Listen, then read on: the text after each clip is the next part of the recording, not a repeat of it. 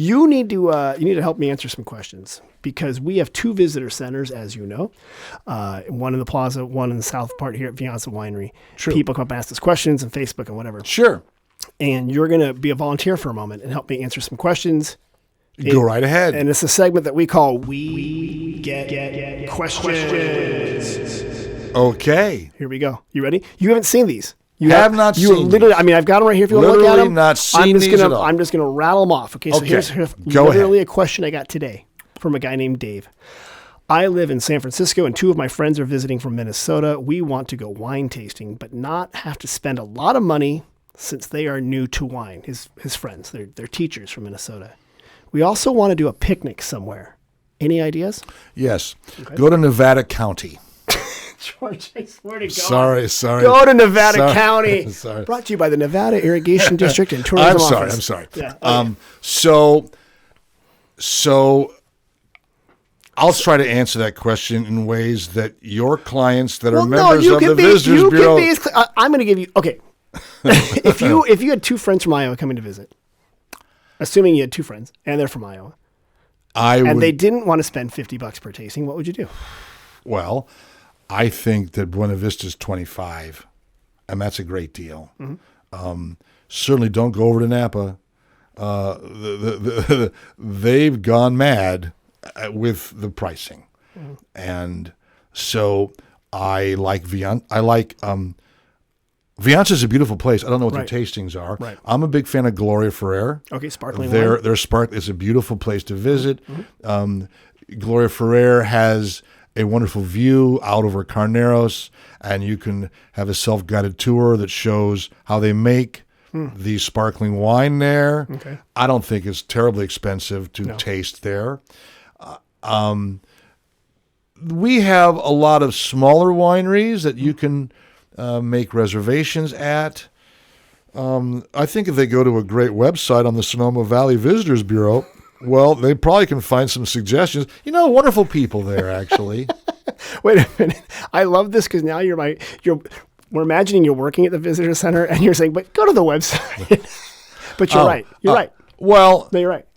You're right. So the thing is, the reason why you got that email is that the biggest change in tourism over the last 20 years is that unlike 20 years ago, people already have their trip planned out. They really do. It's just, you can't overstate that. I mean, they've got it hour by hour. So So the thing about like concierge is unnecessary now. Although it's funny because I was talking to the concierge, Laura, over at the lodge. They have real-time information. They know who's open. They're very good. No, they're very good. But that's my point. It's like we were laughing because someone will come up to us and say, we got everything fine. I'm like, okay. And they'll walk away. And they're going to go to a restaurant. And I'm like, they're closed today. I know, yeah. They're not open. But, when I began my General Vallejo walking tour of the Sonoma Plaza, I was sent people by concierges every day. Mm-hmm. And because they took my tour. Right. And they knew what I did. Right. And now I know there's a few concierges left, and it drives them crazy. They will give them hard-earned, great knowledge, and as they walk away, they're looking at the phone as if the people that don't know anything would know more than them. It drives these wonderful people nuts. It really does. If I wouldn't listen to random to people answer your question, I would say Buena Vista, Gloria Ferrer, Vianza is a lovely place. Good one. And then go up the valley. St. Francis is a beautiful place. That's cool. And you can also walk in the vineyard. Yeah. Up there So when people want to visit a wine country, they want to go down and walk in a vineyard. They want to see grapes. Yeah. And so what you do is at St. Francis, you walk. You could get a glass of wine, and it's really good. Then it's not terribly expensive. And you walk down, and you walk right up down into the vineyard, and then you look up at the caldera, the most impressive feature of the Sonoma Valley, the half blown away volcano. No longer active.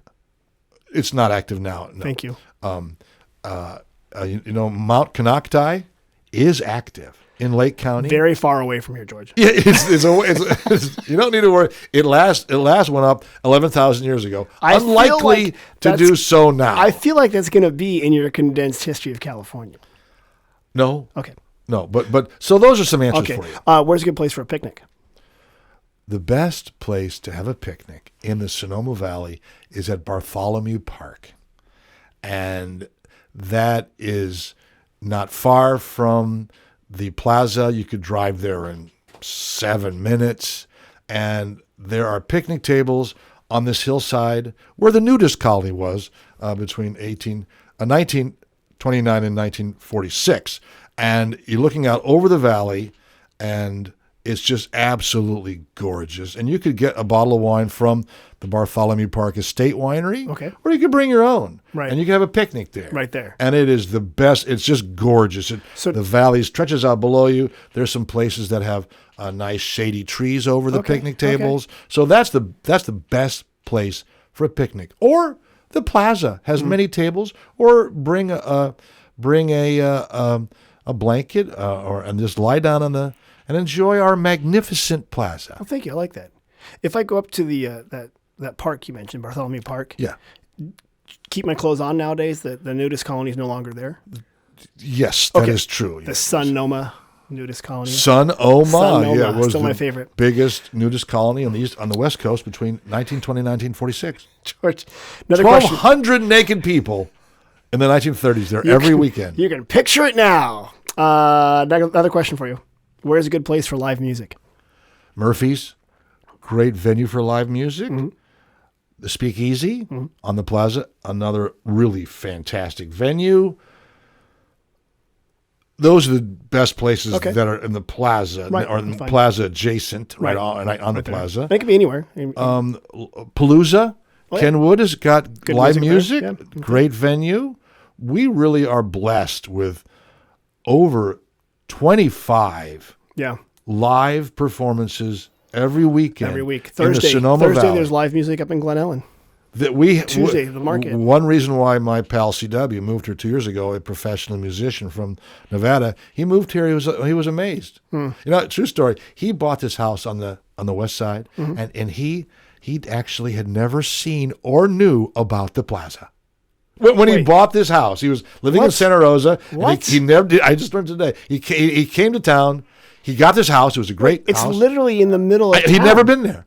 And he said, someone said, well, you should go visit the plaza. Oh, what's that? And he went, oh my, why, this is perfect for buskers, which he is. Yeah, he plays and quite so good, there you are. banjo. Okay. So we're just very fortunate to have so much live music and so many musicians. A lot of them. And I guarantee you, there will be no bad musicians in this town because the overall level is so high. Right. We chase the bad ones out. Like, get out of here. Go to Santa Rosa. Well, there's no one will hire them or let them play for free. Here's another question we got. I have a group coming in for a conference. I think it would be fun to do something outdoors, like at night, that involves marveling at the heavens above. Are there any places that we can do that? Well, the Ferguson Observatory would come to mind. Yeah, the Robert Ferguson Observatory. Which is glorious beyond belief. Yeah. And it might be possible for a group to have someone open the place up for them. I mean, this is Team Sugarloaf. They can do it. And they are in favor of money.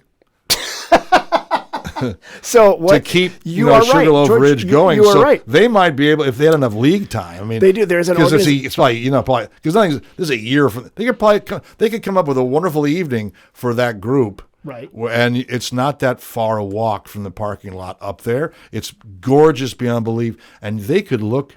Not just observe the heavens, but look at them through telescopes. You're right. So that would be fun. You're right. The Robert Ferguson Observatory. Yeah. And that's actually a private nonprofit inside Sugarloaf, which is itself run by another nonprofit. Yes.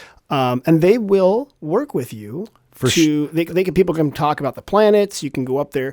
A lot of times they have the telescopes out, like you said, in the parking lot, as well as the enormous telescope. It's a wonderful group of we are really rich with nonprofits. Yeah, that's kind of cool. Yeah. We have more nonprofits than anywhere in the world. Per capita, yes. Almost, yes. I'm going to stick by that. Yeah, it's certainly. And yes, You heard it here. I have several myself. Here's one we got. You know, people come up and they ask us these questions, right? They just walk up and ask us this question. Final question we got was, I heard that the bear on the California flag is the result of a mix-up, and the original intent was for the flag to be a pear. This would make us the Pear Flag Republic, and also have the secondary positive effect that encourage kids to eat locally grown fruits. Is this a true story? This is almost certainly a ringer or a made-up question. George, people ask us questions. This is called We Ask Questions. Why would I make up a question about because it sounds silly? About the Pear Flag revolt? I can attest to you in all truthfulness that is completely not true.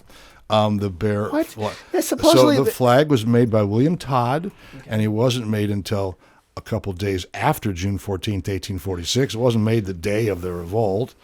And we don't know why William Todd, the nephew of Mary Todd Lincoln, chose a bear as the symbol of the California Republic.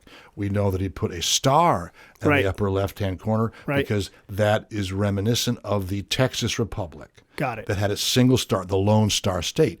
And that Lone Star was first used by the Republic of West Florida in 1812. The Bonnie blue background, red star, and that was when the filibusters moved into Spanish Western Florida, told the authorities they would abide by all the laws, and within 3 years decided that the Spanish were terrible, and then fomented a revolution, which is what happened in Texas in 1836 and what happened in California in 1846. Direct sequence. And like a line. And there's by the way, there is a book on this subject that will come out as soon as I write it. Okay, that's good. So you're saying it's not true, as far as you know. Not true. There's no pear. That's all about Atlanta. The peaches, not pears. But peaches. But George, if it was true, think about it. It would have been the University of California, the Cal Pears, and the big game would be against the Stanford Tree and Cal Pears. I think that would be quite the big game here in the Bay Area. But you're telling me once again, Tim, your interesting and humorous questions almost are more than one can imagine.